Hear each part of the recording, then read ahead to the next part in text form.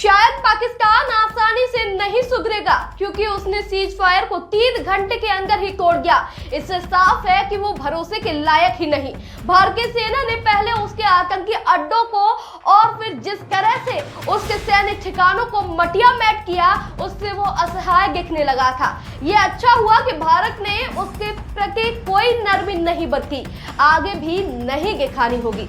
10 मई 2025 को भारत और पाकिस्तान ने अमेरिका की मदद से युद्ध विराम का ऐलान किया था, जो शाम 5 बजे से लागू हो गया था। लेकिन सीज फायर के कुछ ही घंटों बाद पाकिस्तान ने फिर से कायराना हरकत की।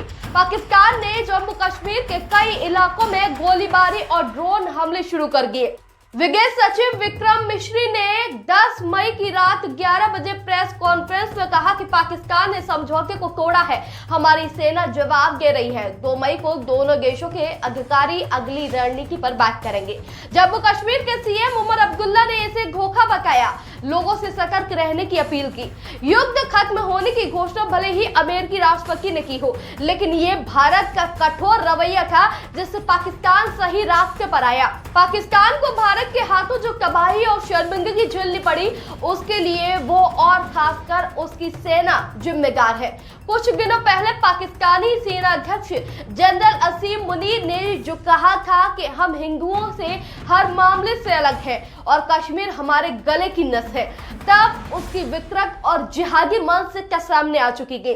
इन भड़काऊ बयान के करीब 1 सप्ताह के भीतर पहलगाम में पाकिस्तान पोषित आतंकियों ने 26 लोगों को जिस तरह से पहचान पूछकर बर्बर तरीके से हत्या की, उससे पाकिस्तानी सेना की जिहादी सोच ही उजागर हुई है। प्रधानमंत्री नरेंद्र मोदी ने तभी घोषणा कर दी थी कि इन निर्मम हत्याओं का करारा जवाब दिया जाएगा और आतंकियों के साथ उन्हें संरक्षण देने वालों को किसी भी कीमत पर नहीं बख्शा जाएगा।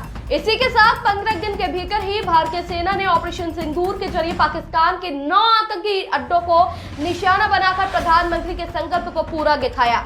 आपको बता दूं, इसके बाद भी पाकिस्तान अपने पालतू आतंकी संगठनों का बचाव कर रहा है और वो भी इस हद तक कि उसके रक्षा मंत्री ख्वाजा आसिफ कह रहे थे कि हम 2-3 दशकों से आतंकियों को पाल पोस रहे हैं।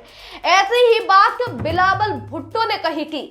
ऐसा कहकर उन्होंने पाकिस्तान को और शर्मसार ही किया है, जो कि अंतर्राष्ट्रीय स्तर पर है। पाकिस्तान ने जब जब भारत में आतंकी हमले कराए हैं, तब तब उसे ऐसी ही शर्मिंदगी उठानी पड़ी और तब तब उसने भारत से मुंह की खाई। चाहे मुंबई हमला हो, फिर उरी या फिर पुलवामा या पठानकोट का हमला, आतंकों को बढ़ावा देना और उससे मुंह मोड़ना पाकिस्तान की आदत बन गई है। उसकी इसी आदत के चलते भारत ने सैन्य टकराव खत्म करने पर सहमत होने के पहले ये साफ तौर पर कहा कि भविष्य में पाकिस्तान प्रायोजित किए किसी भी आतंकी हमले को युद्ध के तौर पर माना जाएगा। ये पाकिस्तान और साथ ही दुनिया को सबसे बड़ा संदेश था कि शायद ये संदेश सबको समझ में आ जाए। अब भारत चुप नहीं बैठने वाला। पाकिस्तान ने फिर भी कायराना हरकत की, पीठ पर वार किया, सीज फायर का उल्लंघन किया। कुछ ही घंटों बाद जब ये पता चल गया था कि सीज फायर शाम को 5 बजे से लागू होगा, उसके बाद भी उसने सीज फायर का उल्लंघन किया। आपको बता दें, भारत की आपत्ति के बाद भी अंतर्राष्ट्रीय मुद्रा कोष ने उसे लोन देना तय किया। शायद पश्चिमी देश पाकिस्तान की हरकतों से परिचित होने के बाद भी इस गलत सोच से ग्रस्त है कि आर्थिक मदद के अभाव में यदि पाकिस्तान फेल स्टेट बन गया तो उसका सिर दर्द और बढ़ जाएगा। ये वो सोच है जो पूरी दुनिया को संकट में डालेगी। पश्चिमी देशों को अपनी ये सोच बदलनी होगी, क्योंकि अब भारत पाकिस्तान प्रेरित आतंक सहने को तैयार नहीं है। जब भारत की इन कार्रवाइयों का इस्लामी देशों समेत विश्व के अनेक देशों ने समर्थन किया, तो वहीं चीन, तुर्की, अजरबैजान प्रमुख ऐसे मुस्लिम इस्लामी देश रहे जिन्होंने पाकिस्तान का साथ दिया। ये भारत को प्रगति करते हुए नहीं देखना चाहते, वो उससे भारत के खिलाफ उकसाकर अपने आर्थिक हित साधने की कोशिश में जुटे हैं। भारत ने पाकिस्तान को पस्त कर उसे भी जरूरी संदेश दिया गया है। पाकिस्तान के सत्ताधारी नेता अपनी सेना की कठपुतली बनने के कारण साथ गवा चुके हैं, इसीलिए उसका विश्व के प्रमुख देशों ने साथ नहीं दिया।